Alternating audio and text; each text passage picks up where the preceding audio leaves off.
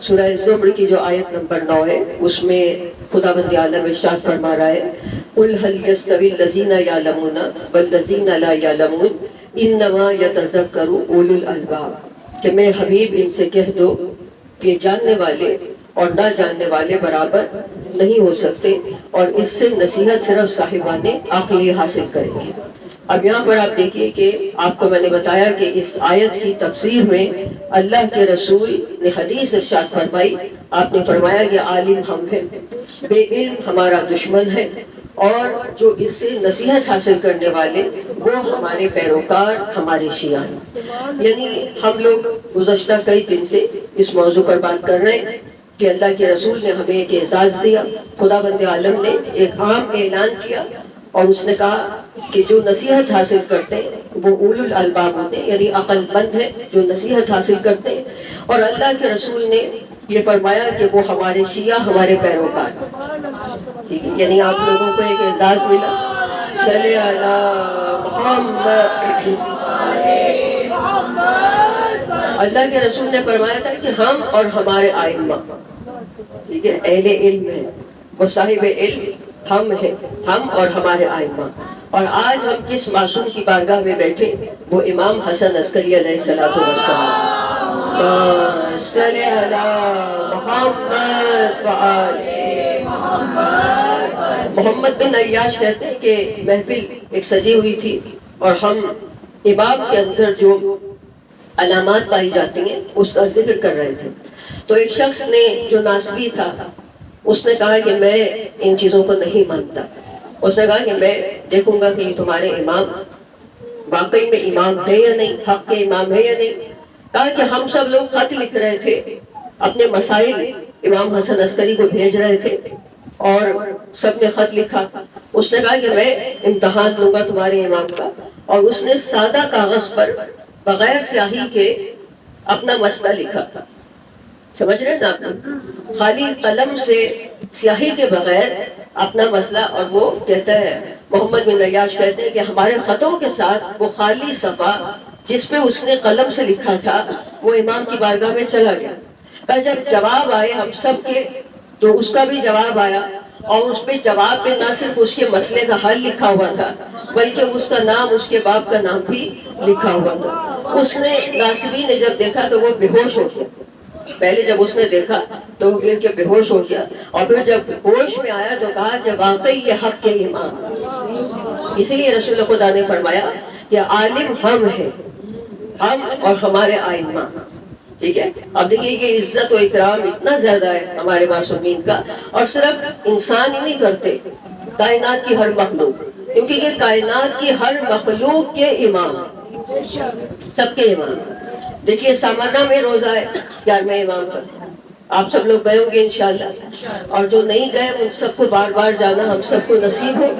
بہترین فضا ہے وہاں کی، بہترین جگہ ہے سامرنا میں۔ یہ امام کا گھر بھی ہے، 10ویں امام کا گھر ہے، اور 10ویں امام کا بھی وہاں روزہ ہے، 11ویں امام کا بھی وہاں روزہ ہے۔ جناب حکیمہ خاتون، جناب نرجس خاتون، وہ سب ایک ہی ایک بڑا سا ہال ہے، کمرہ ہے، اس کے اندر یہ سب کی قبریں مطہر موجود ہیں۔ تو اب یہ جو امام ہے ہمارے، ظاہر ہے کہ سامرہ میں آج بھی وہاں پر سختی بہت زیادہ ہے، دشمن آج بھی وہاں پر بہت زیادہ ہے۔ اب دیکھیں کیسے زمانے میں ہمارا یہ امام وہاں پر زندگی گزار رہا تھا، لیکن معجزہ یہ ہے سامرہ میں کہ وہاں پر بہت سارے عباسی خلیفہ اور جتنے بھی ان کے وزیر ہوتے تھے، سلاطین تھے، امیر امارا، اور وہ تمام ان کی قبریں بھی موجود ہیں، اور ان معصوموں کے بھی وہاں پر روزے موجود ہیں۔ لیکن معجزہ وہاں پر یہ ہے کہ ان کی جو قبریں ہیں، ان کی جو مزار بنے ہوئے وہ چمگادڑوں سے بھرے رہتے ہیں۔ ٹھیک ہے، وہاں پر کبوتروں کی اور دیگر پرندوں کی پیٹھیں ہوتی ہیں، وہ روزانہ ان کو صاف کرنی پڑتی ہیں۔ لیکن یہ معجزہ ہے سامرہ میں ان دو اماموں کا کہ ان کے روزوں کے قبوں پر بھی کوئی بیٹھ نظر نہیں آتی، یعنی پرندے بھی احترام کرتے ہیں۔ اللہ صلی اللہ،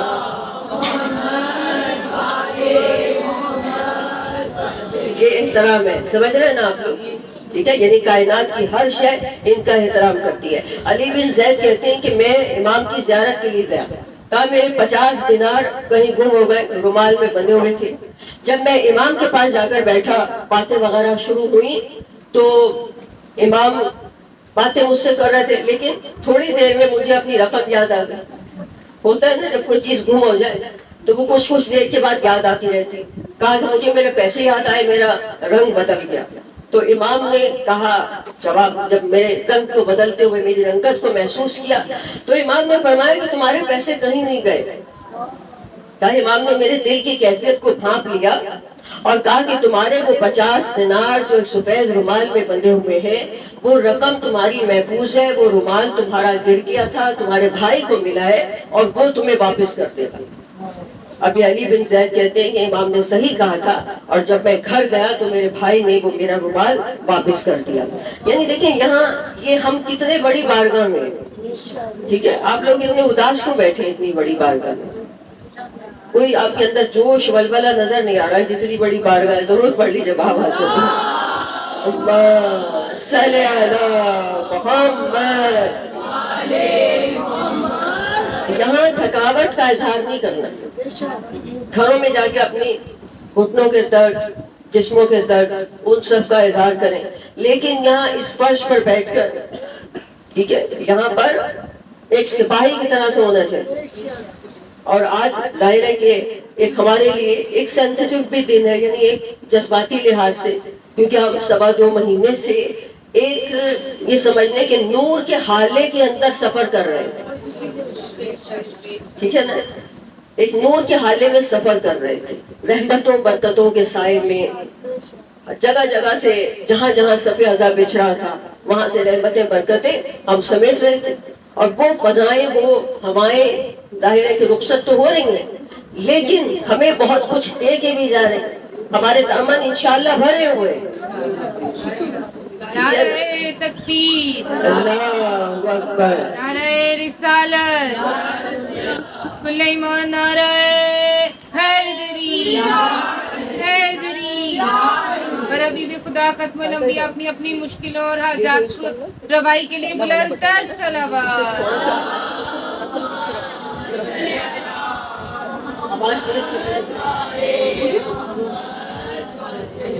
اور حبیب خدا ختم الانبیاء بلند تر صلوات. اللہم صلی علی محمد. اب دیکھیں ہم اولو الالباب بھی تو ہمیں ظاہر ہے کہ وہ صفات، وہ جو کوالٹیز ہیں وہ اپنے اندر لانی ہوں گی. ایسا ہے یا نہیں ہے؟ اپنے اندر کچھ صفات کو لانا پڑے گا. اور دیکھیے آج ہم جس صفت کا ذکر کرنے جا رہے ہیں کہ وہ کیا ہے کہ کوئی کسی کی تحقیر نہ کرے، کسی کا مذاق نہ اڑائے. ٹھیک ہے، قرآن مجید کی سورہ حجرات کی آیت نمبر 11 میں خدا فرما رہا ہے کہ یا ایھا الذین آمنوا لا یسخر قوم من قوم، کہ ایک گروہ، ایک قوم یا ایک گروہ کوئی کسی کا مذاق نہ اڑائے، ایک دوسرے کا مذاق مت اڑاؤ. ٹھیک ہے نا، مذاق اڑانے والوں کو رسول خدا فرماتے ہیں کہ جو کسی کا مذاق اڑاتا ہے، کوئی مسکین ہے یا نہیں بھی ہے، کسی کا مذاق اڑاتا ہے، خدا اس کا دشمن بن جاتا ہے. یہ رسول خدا فرما رہے ہیں کہ اگر کوئی کسی کا مذاق اڑائے، کوئی کسی کی تحقیر کرے، کسی کو کمتر سمجھے، کسی بھی لحاظ سے کمتر سمجھ رہا ہو، دین کے لحاظ سے، دنیا کے لحاظ سے، ٹھیک ہے. جیسے بعض اوقات کوئی بہت زیادہ نمازی بن جاتا ہے تو وہ بے نمازیوں کو تھوڑا سا وہ سمجھنے لگتا ہے کہ بھئی یہ نماز نہیں پڑھتے. کیونکہ اصل میں ایک بات اور بھی ہے کہ نماز اصل میں عبادت اتنی بڑی ہے کہ دوسرا حقیر لگنے لگتا ہے جو نماز نہیں پڑھ رہا ہو. ایسے بھی بات ہوتی ہے. ایسا ہے یا نہیں؟ ٹھیک ہے نا. تو اب اسی لیے تھوڑا سا ہو جاتا ہے، لیکن یہاں کہا گیا کہ کسی کو حقیر نہ سمجھو. تمہیں جو حق نہیں دیا گیا کہ تم کسی کی بے عزتی کرو کہ تم یہ نہیں کرتے، تم وہ نہیں کرتے. جو واجبات، کچھ معاملات خدا کے اور اس کے معاملات، اس میں آپ بات نہیں کر سکتے. اب دیکھیے ہمارے چھٹے امام کے صحابی ہے مفضل، صلی علی محمد مفضل کو مولا نے کوفے میں مالیات کا وزیر بنا رکھا، اپنی طرف سے وکیل بنایا ہوا تھا مالیات کا. یعنی جتنے بھی امام کے وہاں پہ مالی کام ہوتے تھے، انکم وہ ٹیکس وغیرہ جو کچھ بھی ہوتا ہے یہ خمس اور زکوٰۃ کے، وہ سب وہ دیکھا کرتے تھے. تو وہاں کے جو دیندار لوگ تھے مفضل کو وہ ٹوکتے تھے کہ مفضل کی دوستی کبوتر بازوں سے تھی. کبوتر بازوں کے پاس جا کے وہ بیٹھتے تھے. کبوتر بازوں کو لوگ اچھا نہیں سمجھتے. ایسا ہی ہوتا ہے کہ محلے میں کسی کے ہے کوئی کبوتر باز ہے، سمجھنے کہ ٹائم ضائع کر رہے ہیں، یہ اچھے جواب نہیں ہے، یہ کبوتر بازی میں لگے ہوئے. تو اب ان دینداروں نے، کچھ دینداروں نے خط لکھا امام مفضل کی شکایت کہ یہ اس طرح سے کبوتر بازوں سے ان کی دوستی. اب جب ایک دن یہ سب لوگ بیٹھے ہوئے تھے، مفضل بھی بیٹھے ہوئے تھے اور وہ دیندار جنہوں نے خط لکھا تھا امام کو، تو امام کا خط آ گیا. اب اس خط میں امام نے نہ تو مفضل کا ذکر کیا تھا نہ کبوتر بازوں کا. سب کے سامنے مفضل نے وہ خط پڑھا، مفضل کے نام وہ خط آیا. اب وہ سب لوگ بیٹھے ہوئے ہیں. اب خط میں امام نے ایک بڑی رقم کا مطالبہ کیا. ٹھیک ہے، کوئی ذکر نہیں کیا کبوتر بازوں کا، نہ مفضل کو کچھ کہا، بلکہ کہا کہ ایک روایت کے مطابق 1000 درہم یا 10,000 درہم. امام نے کہا اس رقم کی ضرورت ہے، مومنین سے کہو انتظام کریں. اب مومنین نے جیسے ہی سنا وہ سب خاموش ہو گئے. انہوں نے کہا کہ اتنی بڑی رقم تو ہم تو انتظام نہیں کر سکتے، اتنی بڑی رقم کا. مفضل نے کہا اچھا آپ لوگ بیٹھے رہے، کھانا کھا کے جائیں. ان کو بٹھا لیا. اتنے میں کھانا بن رہا تھا، مفضل نے کبوتر بازوں کو بلا لیا اور ان کے سامنے امام کا خط پڑھایا. انہوں نے کہا کوئی بات نہیں ہے، ہم ابھی پیسے لے کے آتے ہیں. اور وہ گئے اور کچھ ہی دیر میں اس رقم کا انتظام کر کے اور آ گئے. صلی اللہ محمد. اب وہ سب لوگ حیران ہو رہے دیکھ رہے. تو مفضل نے اس وقت ان کو کہا کہ دیکھو کہ اگر میں ان کے پاس جا کر بیٹھ رہا تھا تو کس لیے؟ کہ ان کی اصلاح کے لیے، کہ میں ان کی اصلاح کر سکوں، اس لیے مجھے ان کے پاس جانا پڑتا تھا. اور کہا کہ بعض اوقات دیکھو جب تم سے امام نے پیسے مانگے تمہارے منہ بند ہو گئے، تم خاموش ہو گئے جب امام نے پیسے مانگے. ویسے تم امام کر رہے ہو، لیکن جب امام نے پیسے مانگے، جب ضرورت پڑی، جب امام نے پکارا، اصل بات کیا ہے کہ جب امام بلائے یا کوئی بات کہہ رہا ہے اس وقت ہمارا امتحان ہوتا ہے کہ ہم کتنے بڑے دیندار ہیں، ہم کتنے بڑے روزہ دار ہیں، ہم کتنی بڑی ولایت کا دعویٰ جو ہم کر رہے ہیں، ہم کتنے بڑے یا علی کہنے والے، وہ اس وقت پتہ چلتا ہے. یہ سمجھ میں آ رہا ہے نا آپ کو یہ بات؟ ٹھیک ہے. تو یہاں مفضل نے کہا کہ ضروری نہیں کہ معرفت امام صرف روزہ داروں اور دینداروں کے پاس ہی ہو. معرفت امام کسی چھوٹے ایسے آدمی کے پاس بھی ہو سکتی ہے کہ جس کو آپ حقیر سمجھ رہے ہیں. ہو سکتا ہے کہ جب امام بلائیں وہ آگے چلا جائے. اب کربلا میں کیا ہوا 61 ہجری میں؟ کتنے نمازی پرہیزگار پیچھے رہ گئے.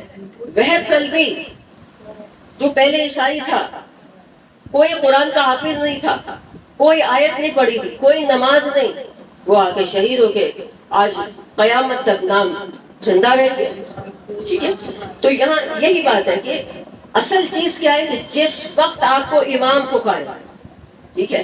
دیکھیں کچھ چیزیں جو ہیں وہ رکاوٹ ہے ہمارے آگے بڑھنے میں، کہ ہم آگے نہیں بڑھ پاتے، کچھ چیزیں رکاوٹ ہے. ایک شخص آیا ہمارے چوتھے امام زین العابدین کی خدمت میں، صلی اللہ محمد کہا کہ مولا دین کا خلاصہ کر دیں، خلاصہ، تاکہ میرے لیے عمل کرنا آسان ہو. خلاصے کا مطلب پتہ ہے نا آپ کو؟ ٹھیک ہے، سمری. یعنی اس کو کسی بڑے موضوع کو چھوٹا کر دیں، اس کو اس میں سے مین پوائنٹس، اس کے بنیادی چیزیں اس کی نکال لیں، جو بنیاد ہے کسی بھی چیز کی. یعنی کہا دین کی جو بنیاد ہے وہ بتائیں. تو امام نے فرمایا کہ دیکھو تین چیزیں. ایک، اپنے عہد کو وفا کرو، ٹھیک ہے، جو وعدہ کرو اس کو پورا کرو. ٹھیک ہے. اور علماء یہ کہتے ہیں کہ ایک بندہ جو ہے وہ خدا سے بندگی کا عہد کرتا ہے، کہ میں تیرا بندہ بن کے رہوں گا. ہمارے لیے یہی کافی ہے کہ ہم اس کے بندے بنے, بندگی کریں اس کی, ٹھیک ہے, اس کے بندے بنے. اور قرآن میں آپ دیکھیں کہ خدا عبرت کے لیے کتنے واقعات بیان کر رہا ہے بنی اسرائیل کے. جب خدا نے ایک کہہ دیا تھا بنی اسرائیل سے کہ تم اس دن شکار نہیں کرو گے مچھلیوں, ٹھیک ہے, اور وہ مچھلیاں اسی دن آتی تھی جس دن خدا نے منع کیا تھا. یہ خدا کی طرف سے امتحان تھا. اور خدا نے کہا جو عہد کو پورا کرے گا پھر ہم اس کا ہاتھ پکڑ لیں گے. ٹھیک ہے, خدا کہتا ہے کہ ہم عہد کو پورا کرتے ہیں, جو وعدہ کرتے ہیں پورا کرتے ہیں. پہلے تم اپنا عہد پورا کرو. یعنی اگر آپ اپنا پہلا قدم جو ہے وہ آپ کو اٹھانا پڑے گا, ہر صورت پہلا قدم آپ کو اٹھانا پڑے گا. آپ اپنا عہد پورا کریں, خدا کہتا ہے ہم بھی اپنا وعدہ پورا کریں گے.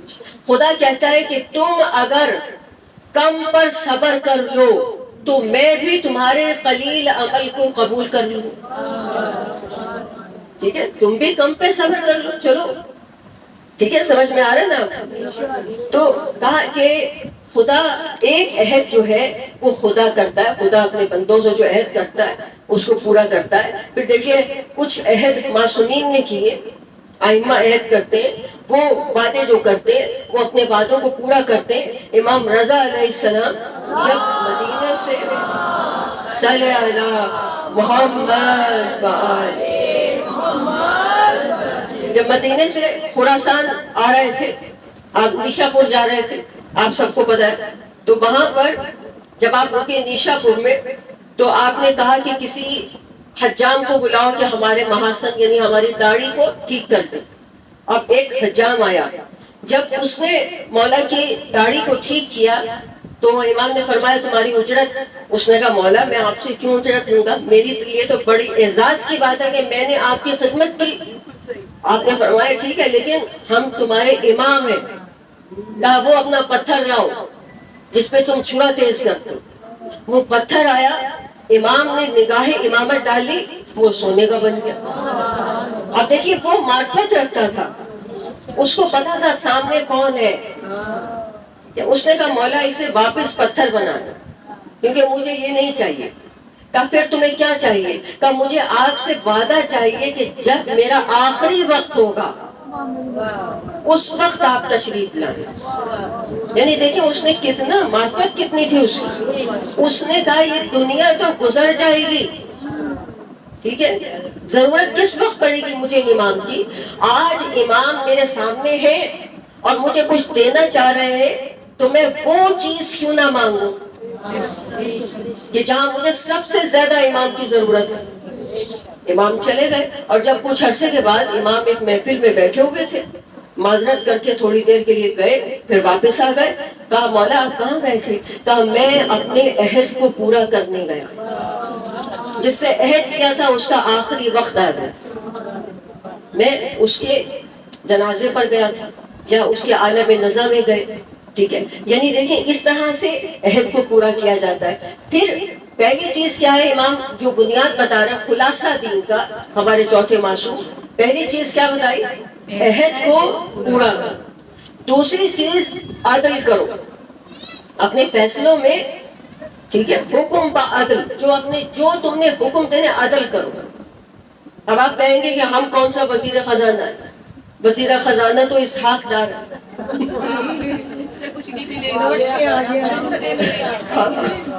ہم نے کہاں سے عدل کرنا ہے؟ ہم کوئی عدالتوں میں بیٹھے ہوئے, ہم کون سے جج ہیں؟ ہم کون سے جو ہے وہ بڑے بڑے فیصلے کر رہے ہیں؟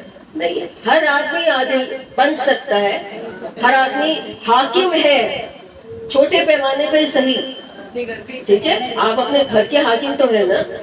کتنے لوگ آپ کے انڈر ہیں؟ سب سے پہلے آپ کے شوہر, ٹھیک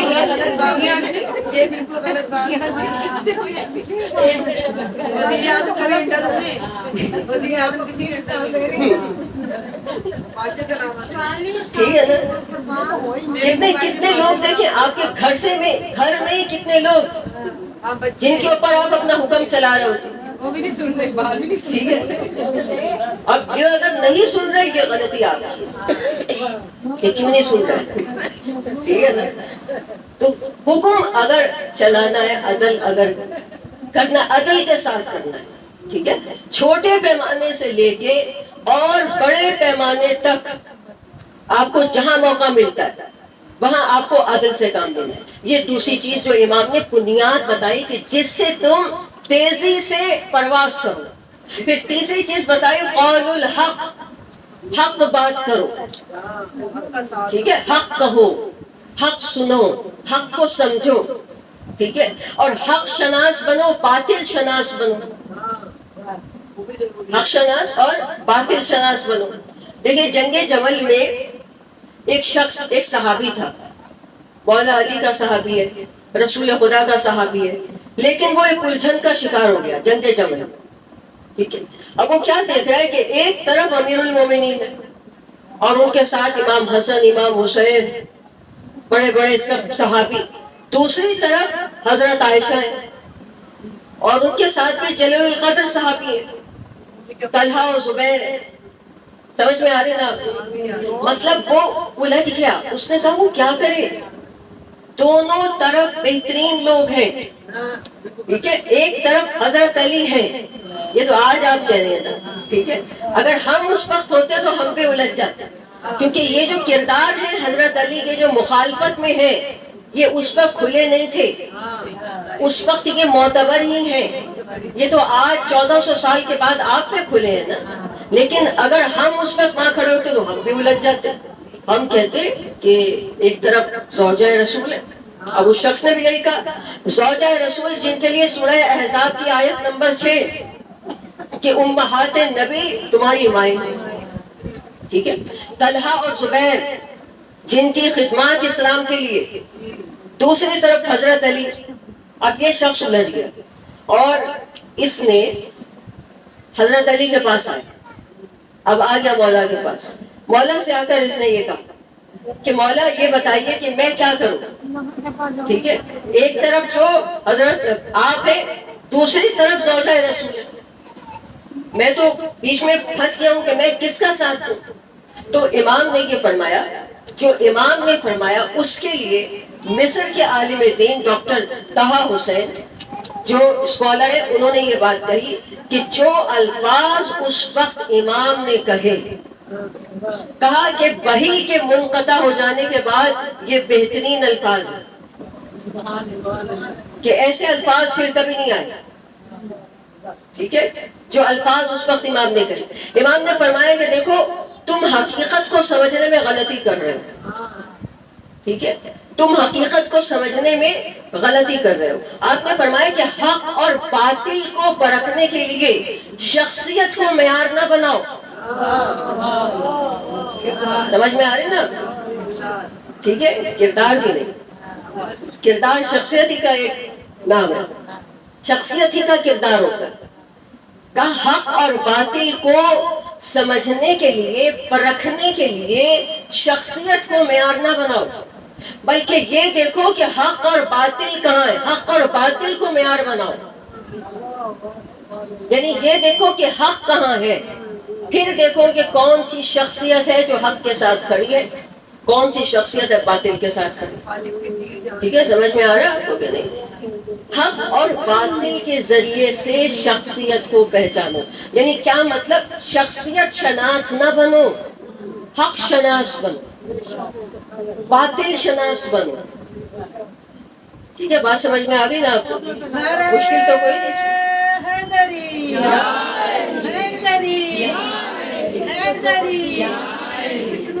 جناب امیر المومنین علی ابن ابی طالب بلند سما.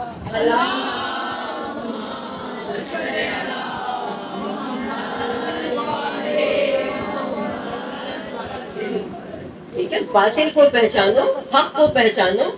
حق کو جب پہچان لو گے تو شخصیت بھی سمجھ میں آ جائے. جب باطل کو پہچان لو گے تو شخصیت بھی سمجھ میں آ جائے. لیکن اس لیے تو جنگ جمل میں کتنے لوگ دھوکہ کھا گئے.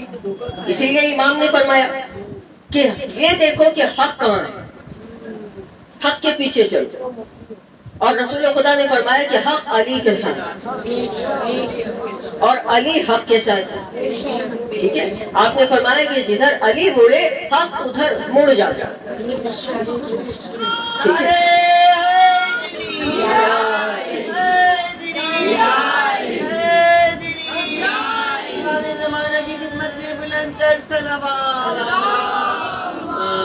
صلی علی محمد. 260 ہجری تھی جب امام حسن عسکری کو ذرا زور سے بولو علی علی, ذرا زور سے بولو علی علی, بیٹا جوہر علی علی, حسین کے بابا علی علی, زہرا کا جوہر علی علی, مولا کمبر علی علی, عطائے بودر علی علی, فاتح خیبر علی علی, ساقی کوثر علی علی, ایمان نعرہ علی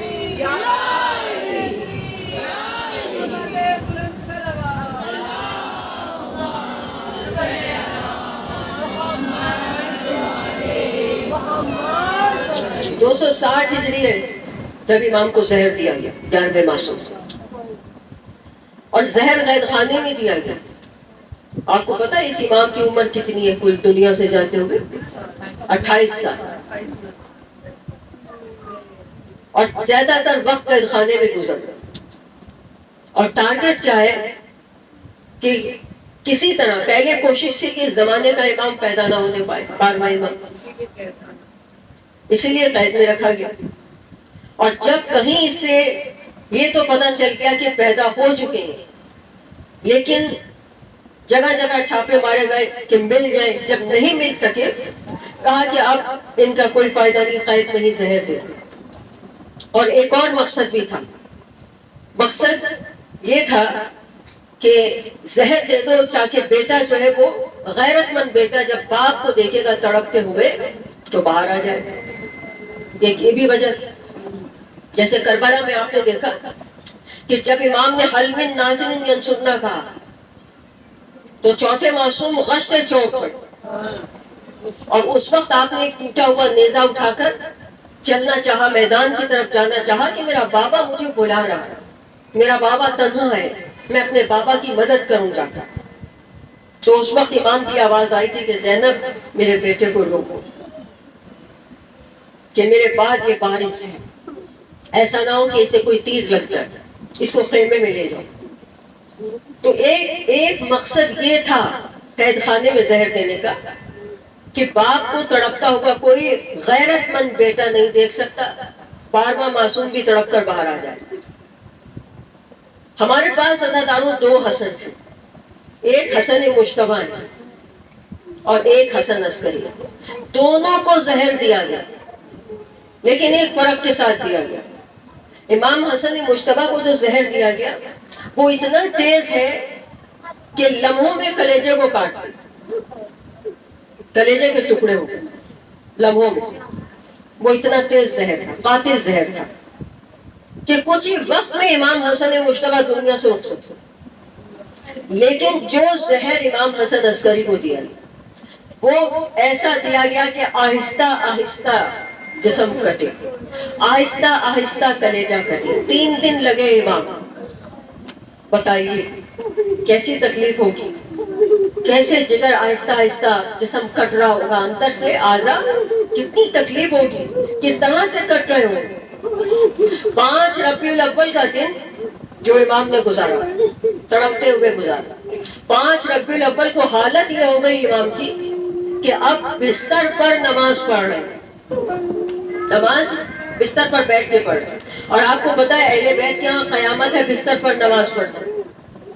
جناب فاطمہ زہرا پسلیاں ٹوٹ چکی تھی, لیکن جب نماز کا وقت آتا تھا تو بستر سے دیوار پکڑ پکڑ کر چلتی. ایک ہاتھ دیوار پر ہوتا تھا, ایک ہاتھ ٹوٹی ہوئی پسلیوں پر ہوتا تھا. اس طرح سے کھینچ کے اپنے آپ کو مصلی پر پہنچاتا. جناب زینب کو جب قید خانے میں بیٹھ کر نماز پڑھتے دیکھا تو چوتھے معصوم نے کہا تھا کہ پھوپھی اماں یہ کون سا وقت آ گیا, کیا آپ بیٹھ کر نماز پڑھ رہی ہیں؟ تو کہا کہ بیٹا کھانا اور پانی جو آتا ہے وہ اتنا کم ہوتا ہے کہ بچوں میں پورا ہو جاتا ہے، ہمیں نہیں بچتا، جسم میں کمزوری اتنی ہے کہ اب یہ سنتی نمازیں بھی وہ سنتی تھیں جو بیٹھ کے جناب زینب پڑھ رہے. تو 5واں معصوم میرا 11واں معصوم 5 ربیع الاول، حالت یہ تھی کہ بستر پر بیٹھ کے نماز پڑھا، اور جب 7 ربیع الاول آئی تو حالت اور خراب ہو گئی. اب بیٹھ کر بھی نہیں، اب لیٹ کر نماز پڑھی جا رہی. اور 8 ربیع الاول جو آج صبح کا وقت آیا نا، امام نے آخری بار غلام سے پانی مانگا، اور جب پانی مانگا غلام پانی لے کر آیا، لیکن وہ پانی ہونٹوں تک نہیں پہنچا تھا کہ امام بستر پر گر گئے، اور میرا امام دنیا سے رخصت ہو گیا. عزاداروں وہ کیسے پانی پی لے جس کا جد حسین دنیا سے پیاسا گیا؟ وہ کیسے پانی پی لے جس کا جد حسین اور اس کے بچے پیاسے قتل کیے گئے، جس کا حسین اس عالم میں گیا ہو کہ پانی مانگ رہا ہو، پانی سے اس کے ہونٹ خشک ہو، وہ کیسے پانی پی؟ بس عزاداران حسین 8 ربیع الاول امام کو غسل و کفن دیا گیا. اور عزاداروں ایک کیسا وقت تھا ہمارے زمانے کے امام کے لیے، آج ہمیں ان کو بھی فرصت دیتا ہے. اب تک زمانے کا امام 2.25 مہینے سے اپنے جد کا پرسہ لے رہا تھا، اپنے اجڑوں پہ گھر کا پرسہ لے رہا تھا، لیکن آج ان کی یتیمی کا پرسہ دینے کے لیے ہم سب جمع ہوئے.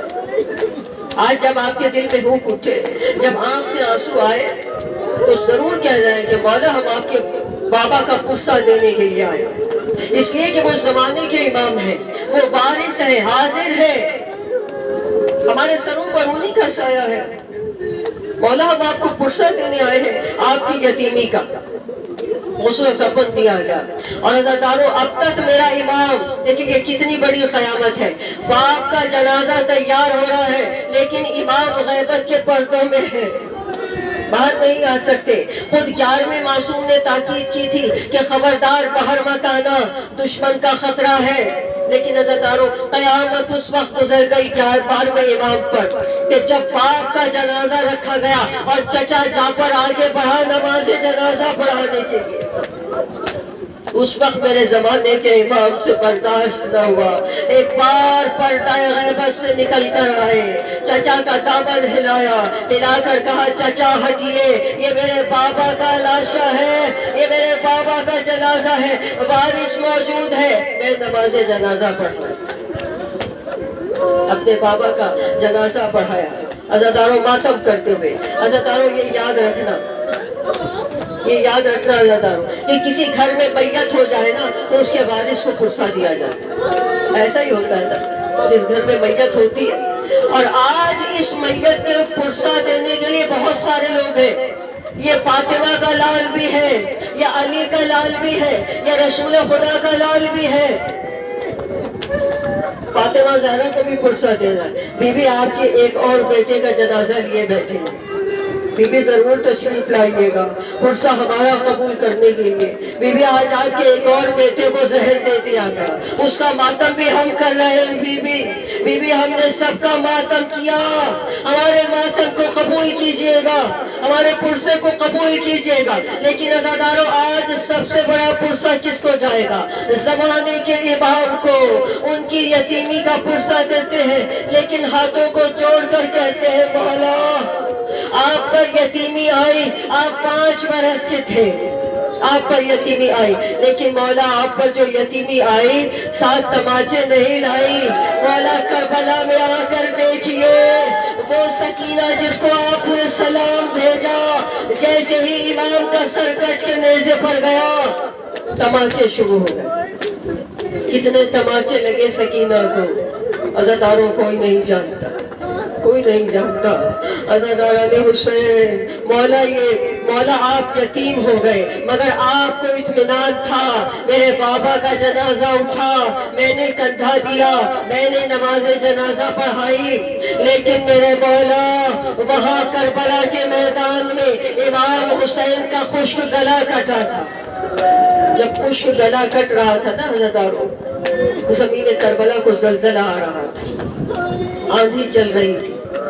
اس وقت جناب زینب فرماتی ہے کہ میں گھبرا کے باہر نکلی، ایک مرتبہ میں نے دیکھا کوئی شخص میدان میں کھڑا ہے جو پہچانا نہیں جا رہا کہ کون ہے، تیروں سے غربال ہے، چاروں طرف سے تیر بھی برس رہے ہیں، خون میں نہایا ہوا۔ میں نے پکار کر کہا کہ کیا تو ہی میرا بھائی حسین ہے؟ کیا تو ہی زہرا کا لال ہے؟ کیا تو ہی وہ ہے جسے جبرائیل جھولا جھولاتا تھا؟ کیا تو وہی ہے کہ جو رسول خدا کے کاندھے پر سوار ہوتا تھا؟ کیا تو وہی ہے جس کے لیے زہرا نے کرتا سیا؟ تو اس وقت حسین نے یہ نہیں کہا کہ ہاں زینب میں تمہارا بھائی ہوں، بلکہ کیا کہا، زینب چلی جاؤ خیمے میں، ابھی جب شمر خنجر چلائے گا میرے گلے پر تو تم سے برداشت نہیں ہوگا، بہن چلی جاؤ۔ اور ابھی کہتے ہیں کہ زینب ابھی خیمے میں پہنچی ہی تھی کہ زمین کربلا کو زلزلہ ہوا، آندھی چلنے لگی، آسمان سے خون برسنے لگا۔ جناب زینب دوڑی ہوئی اس خیمے میں آئی جہاں سید سجاد بے ہوش پڑے تھے۔ ایک مرتبہ بے ہوش بیمار بھتیجے کا شانہ ہلایا، کہا بیٹا ذرا دیکھو تو صحیح یہ کیسی آندھی ہے، یہ زلزلہ کیسا ہے؟ بیمار نے کہا پھوپھی اماں ذرا خیمے کا پردہ اٹھائیے۔ اب جو خیمے کا پردہ اٹھا، نیزے پہ چپاپا کا سر نظر آیا، بے اختیار بیمار کربلا نے کہا السلام علیکہ یا ابا عبداللہ۔ پھوپھی اماں ہم یتیم ہو گئے، پھوپھی اماں بابا مارا گیا۔ عزیزانو کچھ ہی دیر میں کچھ لوگ دوڑتے ہوئے آئے، خیموں کی طرف آنے لگے۔ سکینہ سمجھی شاید پرسہ دینے آ رہے ہیں، زینب سمجھی شاید پرسہ دینے کے لیے آ رہے ہیں، لیکن کوئی آیا، کسی نے کسی بی بی کی چادر پر ہاتھ ڈالا، کسی نے کسی بی بی کی چادر پر ہاتھ ڈالا، چادریں چھننے لگی۔ ماتم کرتے ہوئے عزیزانو، آج ماتم کیے ہوئے بغیر کوئی نہ اٹھے۔ آخری پرسہ روضہ حسین میں پہنچے، بڑی شان سے پہنچنا چاہیے پرسہ، آخری پرسہ، سب کی آواز پہنچے، آخری جملے ہیں، سب کی ماتم کی آواز پہنچے، سب کا پرسہ پہنچے، سب کے آنسو پہنچے روضہ حسین میں، اور اے مولا حسین اس پرسے کے صدقے میں ہمیں اپنے روضے پہ بلائیے۔ یہ آرزو ہماری مولا ہماری آرزو یہی ہے، آپ کے روضے پہ پہنچ کے علی اکبر کا پرسہ دے، علی اصغر کا پرسہ دے۔ عزاداروں جناب فاطمہ، جناب کبریٰ کہتی ہیں، جناب کبریٰ کہتی ہیں کہ میں نے دیکھا کہ جیسے ہی میں چلتے ہوئے خیموں سے باہر نکلی، دیکھا ایک گھوڑے سوار میرے پیچھے لگ گیا۔ کہا پہلے میں نے فریاد کی، میں نے کہا میں علی کی پوتی ہوں، میں حسین کی بیٹی ہوں، میں نے اپنی چادر کو مضبوطی سے تھام رکھا تھا۔ کہا جب میری فریاد کا اثر نہ ہوا تو میں بھاگنے لگی۔ کہا وہ گھوڑے سوار میرے پیچھے بھاگ رہا تھا، میں آگے بھاگ رہی تھی۔ کہا اچانک اس نے اپنا نیزہ میرے سر پر مارا، کہا میرے سر سے خون کا فوارہ بلند ہوا، میری چادر کھچی، میں بے ہوش ہو کے گری۔ کہا جب مجھے ہوش آیا میرا سر اپنی پھوپھی کی گود میں تھا، میں نے فریاد بلند کی پھوپھی اماں ذرا میرے سر پہ کوئی کپڑا ڈال دے، میری چادر نہیں ہے۔ کہا بیٹی آنکھیں کھولو، ارے تیری پھوپھی کے سر پر بھی چادر نہیں ہے، ارے جو تیری چادر لے گیا وہ میری چادر بھی لے گیا۔ انا للہ و انا الیہ راجعون۔ آنے والے ہمارے